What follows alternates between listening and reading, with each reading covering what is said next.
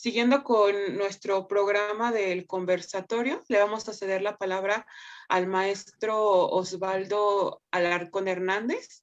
Él es trabajador social de la Universidad de Concepción, magíster en Psicología Social de la Universidad de Valparaíso, magíster en Trabajo Social y Familia de la Pontificia Universidad Católica de Santiago de Chile.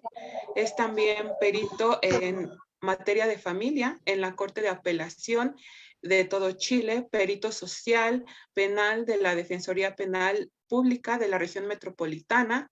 Asimismo, es director de Trabajo Social Consultora Creciendo y docente de posgrado en la Universidad de las Américas. Asimismo, en la Universidad de Santo Tomás, de Viña del Mar y Santiago de Chile. Muchas gracias, maestro Osvaldo. Adelante. Muchas gracias por la presentación, muchas gracias por la invitación a compartir un poco lo que uno viene desarrollando, viene reflexionando en torno a la labor del peritaje. Agradezco siempre las invitaciones que ustedes me han efectuado. Principalmente, este es un trabajo que uno viene desarrollando hace bastante años y uno va profundizando en el análisis, ¿ya?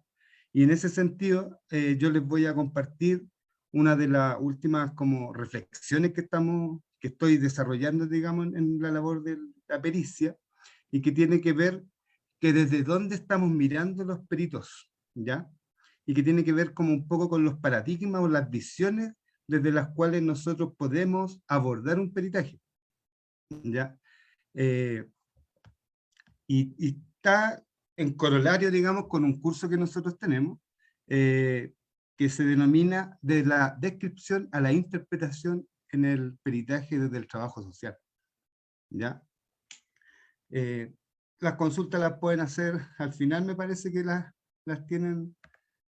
A mí me gusta más que me vayan preguntando en el momento, para que se vaya generando una interacción. Así que si igual quieren preguntar, yo les voy a ir contestando, ¿ya?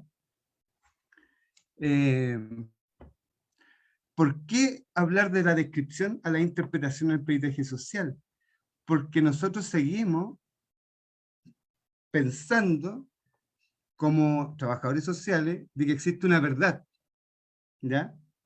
Y que esa verdad nosotros la vamos a vislumbrar, digamos, en un informe pericial para que el juez pueda resolver mejor, ¿ya? Pero en realidad no hay una verdad, hay varias verdades, ¿ya? Entonces, este conflicto que se suscita cuando uno pasa de la descripción a la interpretación, nosotros debiésemos tener más o menos claro desde dónde estamos mirando, ¿ya? Porque hay varios caminos que uno puede seguir, digamos. Por eso la imagen de la línea férrea, digamos, que uno puede tomar una línea hacia la descripción u otra, ¿ya? Para poder interpretar el hecho que nosotros observamos en la realidad, ¿ya?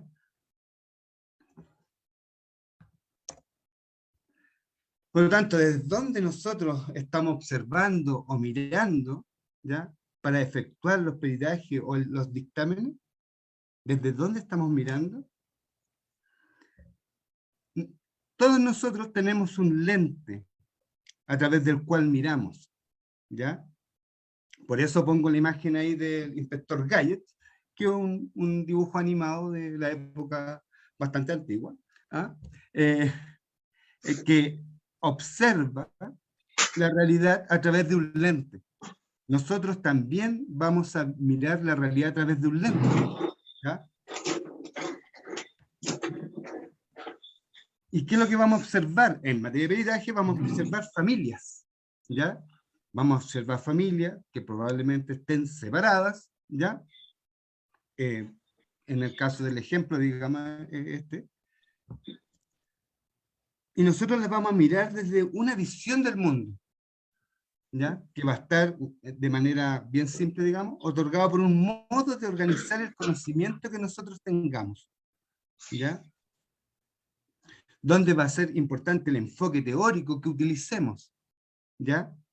¿Cuál es el enfoque teórico que estamos utilizando para observar esta familia que está separada, digamos? también va a ser muy importante la relación con nuestra práctica profesional, ¿ya? Hay una relación dialéctica entre cómo miramos el mundo y cómo efectuamos nuestra actividad. Y se van nutriendo ambas, ¿ya? Ahí el carácter de ser perito, digamos, ¿ya? Hay una expertise práctica que nosotros la transformamos en una sistematización, digamos, si hiciéramos una sistematización en una teoría, ¿ya? Por lo tanto, nosotros vamos a observar desde esa mirada esta familia y vamos a interpretar, ¿ya?, esa realidad para otorgársela. Bueno, esa es la realidad. Doña María tiene 2 hijos, se separó de don Juan, ella demanda alimento, él demanda por convivencia o régimen comunicacional con los hijos, ¿ya? Esa es la realidad que nos va a tocar observar en algún peritaje, ¿ya? Nosotros vamos a interpretar esa realidad para un juez, para que este juez pueda resolver mejor, ¿ya? Esa es la mirada que nosotros desarrollamos, digamos, ¿ya? Nosotros no somos, no somos los que tienen la verdad, ¿ya? Como también lo dijo el Ángel, que plantea de que hay otros medios de prueba, ¿ya? Nosotros vamos a interpretar una realidad y el juez va a resolver con otros medios de prueba además, ¿ya? Por lo tanto, lo que nosotros digamos o concluyamos en el peritaje no necesariamente va a ser vinculante a la resolución del tribunal, ¿ya? De hecho, uno espera que no sea tan vinculante.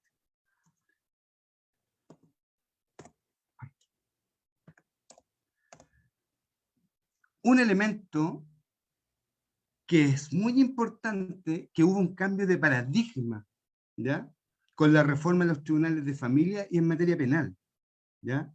Hubo un cambio de paradigma que nos obliga a nosotros como trabajadores sociales a visualizar desde la perspectiva del derecho, ¿ya?, de los derechos humanos, como también comentaba Ángel, desde los derechos humanos, digamos, vamos a tener que empezar a mirar la realidad. La reforma de los tribunales de familia hizo que se transformara desde un enfoque de riesgo hacia un enfoque de derechos, ¿ya? Visualizar las realidades no desde un enfoque de riesgo, sino hacia uno de derechos, ¿ya? Y esto va a tener implicancias, digamos, cuando observemos la familia, ¿ya? En materia penal, se pasó de un sistema inquisitivo hacia un acusatorio adversarial, ¿ya?, que conlleva a que exista libertad de prueba, que exista la posibilidad a través de la oralidad, presentar los distintos medios de prueba, tanto para la defensa del imputado, ¿ya?, como para la víctima o para lograr justicia hacia la víctima, ¿ya?, donde tiene que generarse una discusión en torno a relativizando un poco esto de la verdad, ¿ya?, de la verdad jurídica. Por lo tanto, estos son cambios que ponen a los tribunales de familia y a los tribunales en materia penal bajo una mirada del enfoque de derecho. Y esto obliga tanto a los trabajadores sociales a mirar desde este punto de vista, como a los jueces, ¿ya? Por eso hoy día, bueno, en Chile por lo menos, se discute harto que los jueces son muy garantistas de los derechos de las personas imputadas por algún delito, ¿ya? Que son puertas giratorias los tribunales, porque las personas que están imputadas por un delito generalmente salen libres, ¿ya? Eso ocurre porque hay un sistema acusatorio y requiere que la persona que acusa por un delito reúna los medios de prueba suficientes, digamos, para poder, frente a cualquier duda, digamos, lograr resolver plenamente si la persona es culpable o no, ¿ya? También nos obliga desde los tribunales de familia, digamos, cambiar el enfoque de riesgo a uno de derecho, donde el tribunal y también los peritos tienen que mirar desde esa mirada, lo que va a implicar, por ejemplo, que doña María en realidad no demanda alimento, sino que doña María ejerce el derecho a alimentos que tienen sus hijos, ¿ya? Por lo tanto, uno de los elementos fundamentales acá, es de este cambio de mirada de riesgo a uno de derechos, es que no hay que buscar, por ejemplo, lo que les falta a los niños respecto a techo, a comida, a vestimenta, ¿ya? No es un enfoque de riesgo, ¿ya? Tampoco lo que hay que visualizar ahí, ¿qué necesita un niño en esa posición social en la cual se encontraba al momento de estar junto a los padres para continuar ejerciendo sus derechos? ¿Ya? O sea, no es solo techo, casa, comida, digamos, y educación, ¿ya? Tiene que ver, por ejemplo, con la recreación, tiene que ver con el desarrollo de su identidad, ¿ya? Tiene que ver con otros elementos que están en los derechos de los niños, ¿ya? Y esos satisfactores, muchas veces las familias no los pueden tener, ¿ya? Pero nosotros tenemos que ser capaces de dar cuenta de que hay ciertos satisfactores que la familia no los tiene, digamos, producto de este quiebre familiar que va a llevar a conllevar un menoscabo económico, digamos, ¿ya? Para ambas partes, ¿eh? No para una sola, ¿ya? Por otro lado, don Juan no demanda convivencia con los hijos o un régimen comunicacional. Él está ejerciendo el derecho que tienen sus hijos a mantener un vínculo con él, ¿ya? Por lo tanto, la mirada cambia. Nosotros ya no somos los que vamos a ver cuáles son las problemáticas y las deficiencias y lo que necesitan los niños, así como de precariedad, digamos, ¿ya? Sino que qué es lo que requieren los niños para ejercer sus derechos, ¿ya?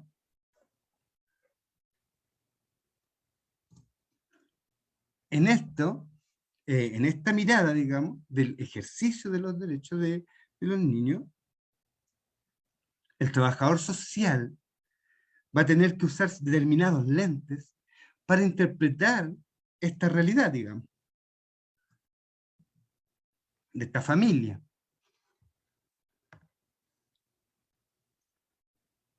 Antes de continuar, voy a ver si hay alguna pregunta.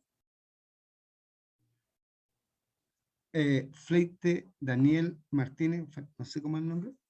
Dice, hace un par de días escuchamos hablar aquí mismo de los adultocentrismos y citó, los adultos violentan constantemente nuestras integridades de los jóvenes en el peritaje o dictámenes.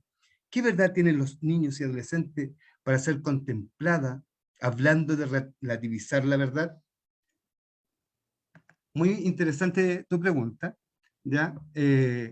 Es muy importante esa pregunta, digamos, porque nosotros, como trabajadores sociales, que trabajemos, cuando trabajamos en el ámbito de la infancia y la adolescencia, nosotros tenemos que recoger un poco el relato que hace el joven para colocar su voz en el informe, ¿ya?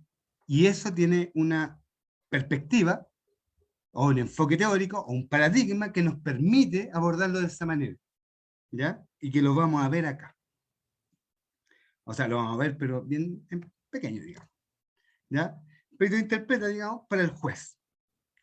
Entonces, ¿cómo vamos a interpretar para el juez? Una de las maneras de visualizar, y que también le menciona Ángel, es la teoría de sistemas. Bernstein, Bronfenbrenner, ¿ya? Son los pioneros de esto, de la teoría de sistemas, ¿ya? Por lo tanto, uno, cuando interpreta desde la teoría de sistemas, para que el juez pueda comprender lo que ocurre en esta familia, sea en el derecho a alimentos, sea en el derecho que tienen los hijos a mantener un vínculo con el padre, ¿ya? El trabajador social, al utilizar la teoría de sistema, puede dar cuenta de que este sistema familiar sufre un quiebre, ¿ya? Que genera un desequilibrio en su homeostasis familiar con la salida del progenitor del hogar, ¿ya? lo que compromete la sobrevivencia del grupo familiar si no hay un apoyo económico. Y a la vez, si no se mantiene la función parental respecto a los hijos respecto a los hijos de esta relación, puede generar efectos negativos en la vida de los niños, ¿ya? Eso es cuando lo vemos desde la teoría sistema, digamos, ¿ya? Y ese análisis nosotros lo vamos a estar haciendo desde la perspectiva del trabajador social, del perito, ¿ya? Y para eso a lo mejor hay que nutrirse también de otras teorías, de otros elementos, no quedarse con la teoría general del sistema, digamos, ¿ya? Podemos recurrir a Minuchin, ¿ya? Y también reconocer algunos aportes de las nuevas teorías de la cibernética del segundo orden, ¿ya? Donde adquiere un mayor protagonismo, por ejemplo, el lenguaje, la comunicación, ¿ya? Hay hartos elementos que se pueden profundizar desde la teoría de sistemas para poder analizar e interpretar esta ruptura y este conflicto que se suscita en el tribunal, digamos. Otro enfoque es la hermenéutica, ¿ya? La hermenéutica va a permitir, lo que conversábamos recién, recoger el relato que hacen los jóvenes y niños respecto a la situación que están experimentando y nosotros ser capaces de colocarla y plasmarla en el informe desde una perspectiva de su propia voz, de lo que significa para ellos la situación que están experimentando con que la madre no deje ver, no deje ver a los niños, por ejemplo, al padre, ¿ya? O cuando los niños han sido víctimas de alguna vulneración de derechos por alguno de sus padres, de qué manera nosotros recogemos esta mirada que tienen los niños, ¿ya? Respecto a ese conflicto, ¿ya? Porque muchas veces podemos encontrarnos que los niños tienen una ambivalencia con sus figuras de apego, ¿ya? Donde si bien los padres han efectuado algunas vulneraciones de derechos, ellos siguen queriendo a sus padres, ¿ya? Y el desarraigarlos de su vida familiar puede ser mucho más contraproducente, ¿ya? Y ahí está la mirada adultocentrista, digamos, donde nos recoge la voz del niño. Y nosotros a través de la perspectiva hermenéutica sí podemos hacerlo, ¿ya? En este mismo ejemplo que yo tenía acá, ¿ya? Uno podría, desde la perspectiva hermenéutica, uno podría dar cuenta de que esta pareja sufre un quiebre producto de que ella señala que él fue infiel o él señala que ella fue infiel y ella señala que ha sido víctima de violencia intrafamiliar, ¿ya? Uno recoge un poco estos relatos y los plasma en el informe desde una perspectiva hermenéutica, ¿ya? Triangulando la información, no es solamente que uno diga una cosa y otro diga otra, ¿ya? No es, ¿cómo se llama? Chisme, ¿ya? Sino que una perspectiva, ¿ya? Recoger el relato de los otros, ver lo que significa. Ay, no sé qué es. Ah, ahí aparece. Es recoger lo que significa para cada uno de ellos, de estos integrantes, las situaciones que están experimentando, ¿ya? Eso es muy relevante, que las personas además logran visualizarse en este informe pericial, ¿ya? Uno, cuando hace el informe pericial desde el punto de vista hermenéutico, lo que le permite a las familias es comprenderse, que es la finalidad de la hermenéutica, digamos, comprendernos, ¿ya? Y eso permite que ambas partes se acerquen y puedan visualizar lo que al otro le pasa, con lo que experimentaron, con lo que están viviendo, ¿ya? Esa otra apuesta, digamos. También podríamos visualizarlo desde una perspectiva de la práctica antiopresiva, ¿ya? Que esta es una autora, Dominelli me parece que es el nombre de la autora, es Inglaterra, su perspectiva, Y esta es una de las que a mí, por lo menos, se me hace mucho más simple, ¿ya? La práctica antiopresiva. Ella rompe, rompe con esta dicotomía, ¿ya? De blanco y negro, ¿ya? Ella dice, hay personas que son opresoras y hay un grupo que es oprimido, ¿ya? Pero dentro del opresor y dentro del oprimido hay una innumerable posibilidades, ¿ya?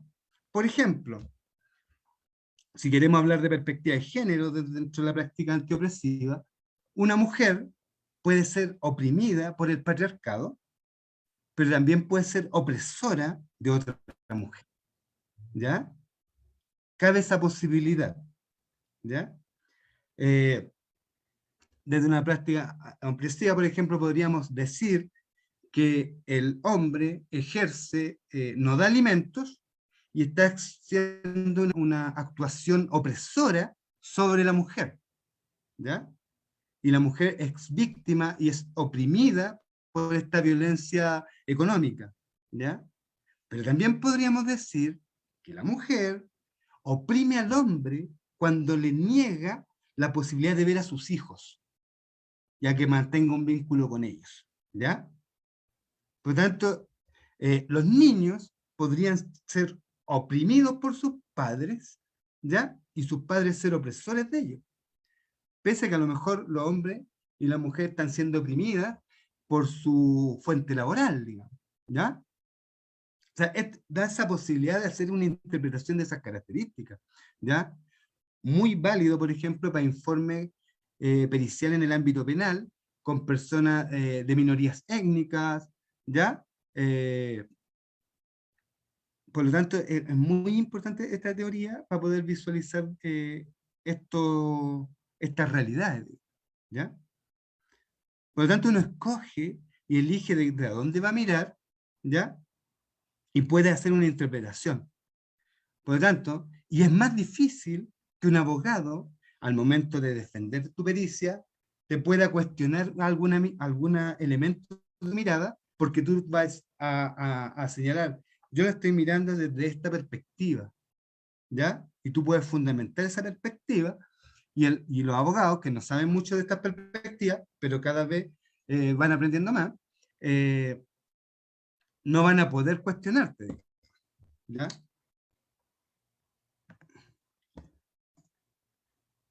Las realidades se pueden ver desde muchos puntos de vista, ¿ya? Por eso esta imagen, ¿ya? Donde uno puede ver un árbol, pero también puede verse un león o una leona con un mono, digamos, ¿ya? Los peritos siempre vamos a estar en ese conflicto, digamos, sobre todo cuando hay peritos para ambas partes, y nosotros vamos a entregar una interpretación en el tribunal y el otro perito puede entregar otra interpretación en el tribunal. Para los jueces que creen en que existe una realidad objetiva, digamos, esto les plantea que uno de los peritos miente, ¿ya? Pero no necesariamente uno de los peritos miente, sino que un perito está teniendo una visión o una perspectiva teórica y el otro perito está teniendo otra, ¿ya? Aquí también se pueden ver dos imágenes en una, ¿ya? Porque siempre vamos a encontrarnos con estas posibilidades, ¿ya? Sobre todo en materias de las ciencias sociales, ¿ya? Y el peritaje no escapa a esto, ¿ya? Son imágenes que representan dos cosas a la vez, ¿ya? Para poder comprender que en realidad nosotros vamos a vivir con este conflicto de interpretaciones, más aún si mantenemos una posición de que existe una realidad objetiva, ¿ya? Que está muy influenciado lo nuestro por aquello, ¿ya? Hay otra pregunta. En caso de divorcio de los cónyuges, el derecho es para el menor. Como trabajador social, ¿es lo que se debe intervenir sobre los derechos del menor? Bueno, en realidad cuando nosotros intervenimos desde el trabajo social, voy a retirar esto, porque hasta ahí llegó mi presentación. Cuando uno hace peritaje, uno tiene que responder las preguntas que el tribunal hace, digamos. Si están en un divorcio y lo que te piden es la pensión compensatoria o la compensación económica, como se dice en Chile, tú te tienes que abocar a aquello, ¿no? ¿Ya? No vas a ver qué pasa con los niños, ¿ya? Si dentro del contexto del divorcio te preguntan qué va a pasar con los niños, ahí tú hablas de los niños, ¿ya? Esa, generalmente de esa manera uno tiene que responder las preguntas que te hace el tribunal, ¿ya? Que en México es el cuestionario de los puntos concretos, en Chile está en lo hecho a aprobar, digamos. Esa es mi presentación, Elizabeth. Muchas gracias, maestro Osvaldo.